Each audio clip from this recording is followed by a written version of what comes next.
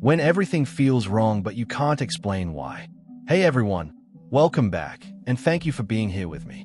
Today, I want to talk about something so many of you have lived through, that unsettling feeling of knowing something was wrong, but not being able to name it. Think back to your time with a narcissist. Somewhere deep inside, you felt it, a quiet alarm going off. The relationship didn't feel like anything you'd ever experienced before. There was this low hum of unease, like you were always waiting for the other shoe to drop. You never knew what tomorrow would bring, and looking back, you were likely caught in the invisible grip of a trauma bond. From the very start, they had their eye on you.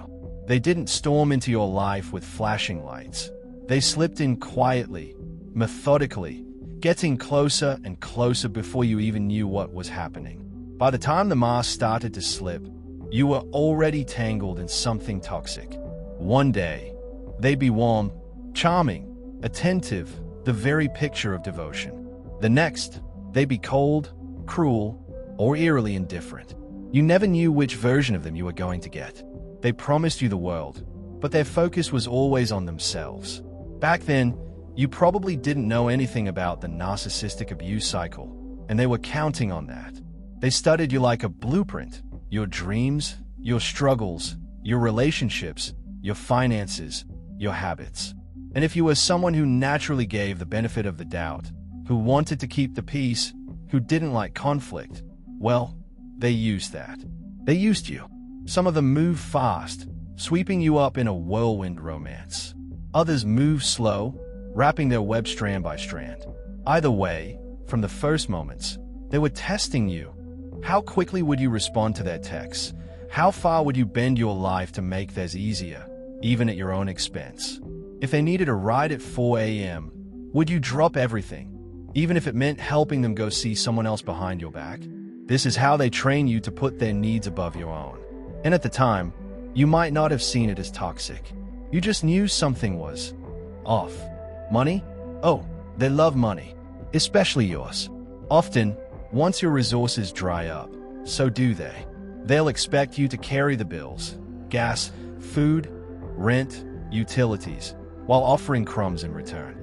And if they did buy you something, they made it look like they were giving you the moon, when in reality it was the smallest gesture to keep you hooked. Little by little, you lost pieces of yourself. You became less you and more of an extension of them, molded, groomed, and drained until your life revolved around their needs, their timelines, their demands. And even when you gave in, there was no real peace. Just a new set of expectations for tomorrow. If you dared to take a break, to protect your time, to let someone else help, they'd punish you, because it wasn't about the task, it was about draining you. This is why you can never truly win with a narcissist.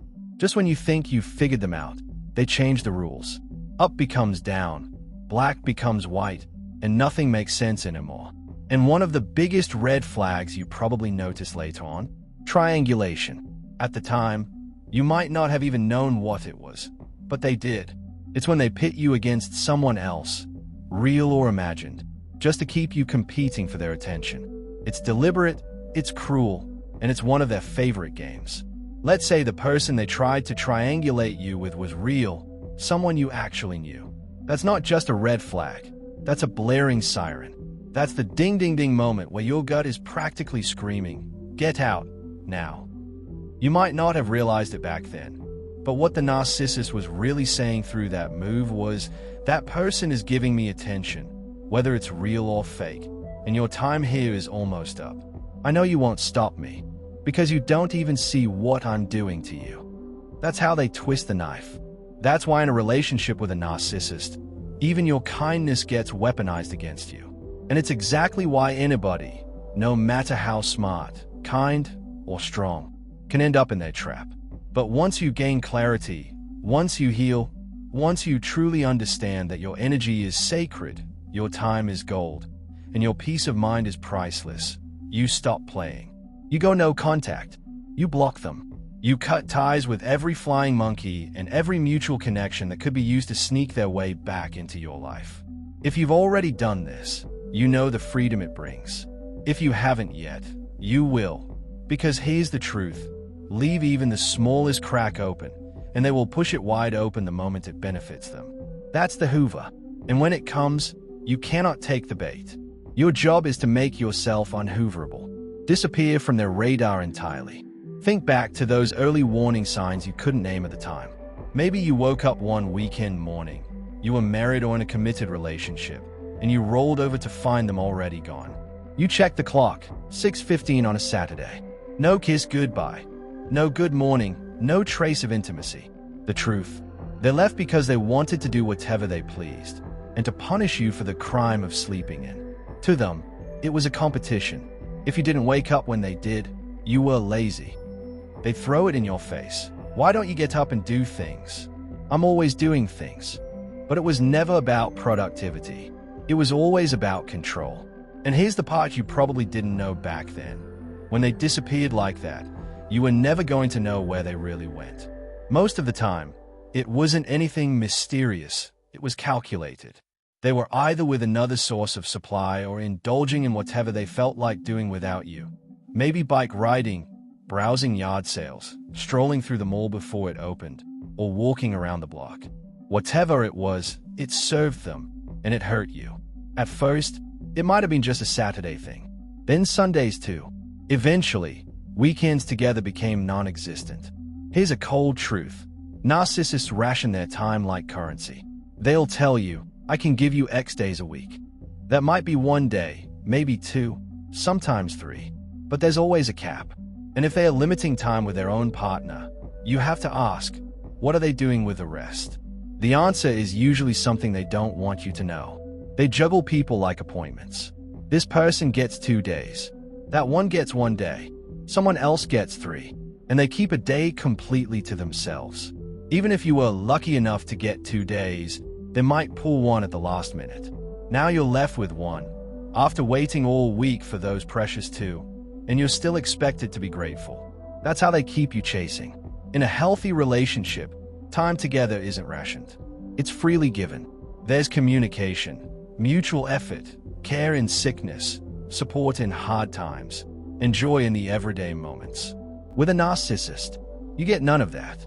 You get someone who acts like a spoiled child, desperate for constant praise, expecting you to parent them, and turning away whenever their behavior should be held accountable. They want admiration without effort, indulgence without consequence, and loyalty for even their worst actions. And here's the kicker. Narcissists don't get better with time. They get worse. They don't grow. They don't evolve. And they will not change for the better. Looking back, you knew something was off, even if you couldn't explain it. Now, with clarity, you see the truth. They saw you as a resource, nothing more. You were there to give, and they were there to take, until they decided they drained enough. That's when they discard. And when that end came, it probably felt sudden, brutal, and surreal. One day life was moving forward, and the next, it came to a screeching halt. Who ends a relationship like that? With someone they claim to love, maybe even married, maybe even had children with. Only a person who wants to make the wound as deep and unforgettable as possible.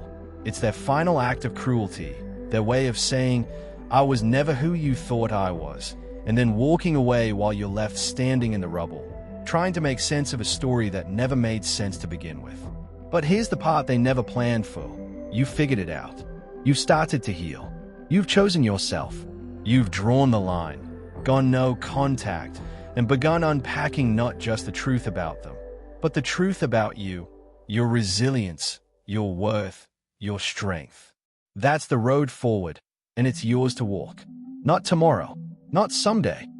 Now, no matter where you are in the world reading this, know this, you are not alone.